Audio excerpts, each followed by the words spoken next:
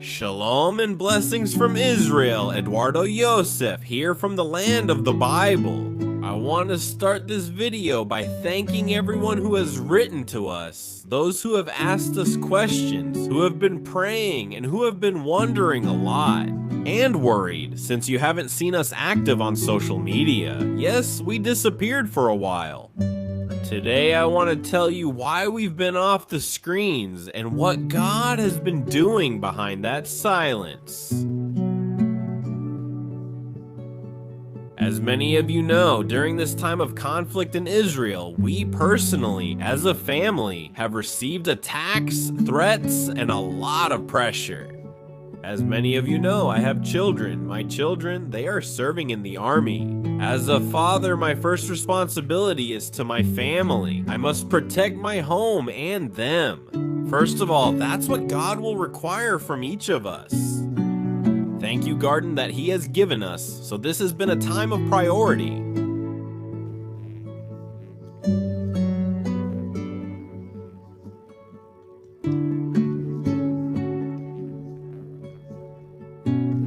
Things are very precious, and even if someone asks about them, don't write it down, but think about it reasonably, because all that therapy is to silence us. Today, I am completely sure that God used it to strengthen us.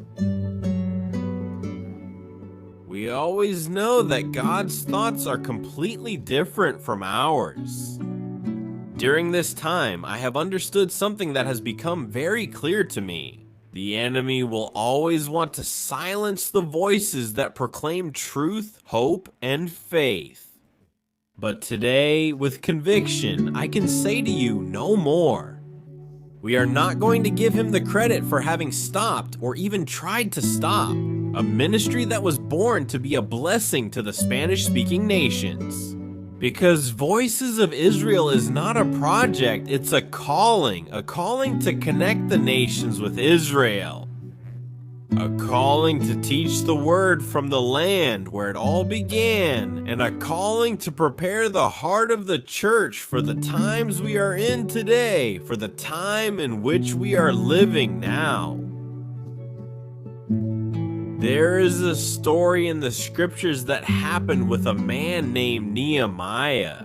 This story reflects a lot of what we have been experiencing during this time. Nehemiah was a Jew who lived in exile. He was serving as the cupbearer to King Artaxerxes. Over there in the area of Persia, one day he received some very hard, very difficult news. The walls of Jerusalem were being torn down. The city gates were being burned, and that meant the people were exposed and vulnerable. There was no identity as a nation. When he heard this, Nehemiah wept, fasted, and prayed to the God of Israel. In his prayer, he acknowledged the sin of Israel, asked for forgiveness, and begged God to grant him favor before the king. God answers. The king allows him to return to Jerusalem with letters of authorization, with resources, and with a military escort to rebuild the walls. Now, when Nehemiah arrived, he faced opposition. There were 3 men, one named Zambalat, another named Tobiah, and another named Geshem.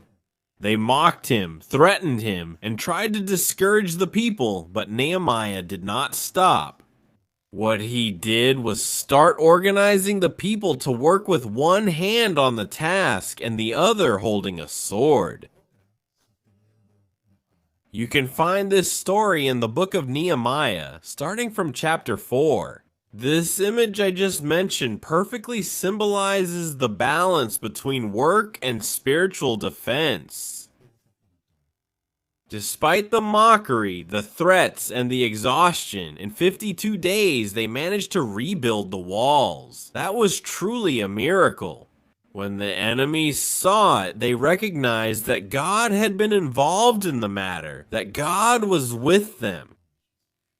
Nehemiah. In summary, he represents those who do not give up. He represents those who rebuild and, listen to me carefully, rebuild what the enemy destroyed. Those who, even when tired or threatened, stand up and say, "The God of heaven will prosper us, and we his servants will arise and build." That is exactly how we feel today. Even though the enemy has wanted or tried to stop them, we will arise and build.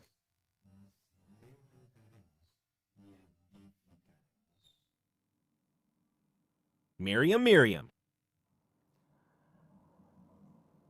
Today, I want to announce something to you today, and I want to announce it with joy, because there is joy in my heart, and the joy is that we are coming back.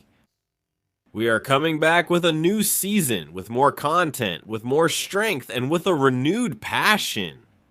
We are coming back because there is so much to teach, so much to reveal, and so much to share about Israel, the Bible, and specifically the times we are living in.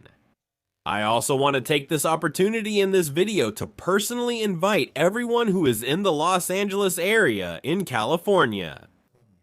This Saturday, November 22nd, there will be intimate moments of teaching, prayer, and connection with the heart of Israel, with the God of Israel.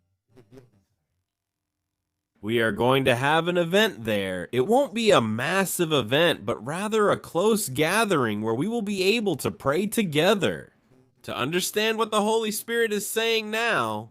So I encourage all of you who are in that area to register at the link that you will find right below this video. And do it soon because spots will truly be limited. What we really want is for it to be a more intimate gathering and not a massive one, so that we can get to know each other, connect, and truly be able to learn much more. In these months, I want to tell you something very important. I have seen many pastors, leaders, and ministry friends become discouraged and stop. And many of them decided to give up, to completely let their guard down, and to raise the white flag at every threat.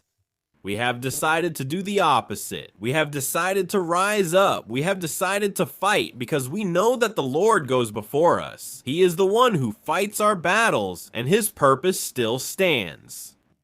But I need to ask you something. I need to ask you to partner with us, to cover us. In prayer, I'm going to ask you to pray for our family, to pray for our team, to pray for Israel, and for this new season that is about to begin.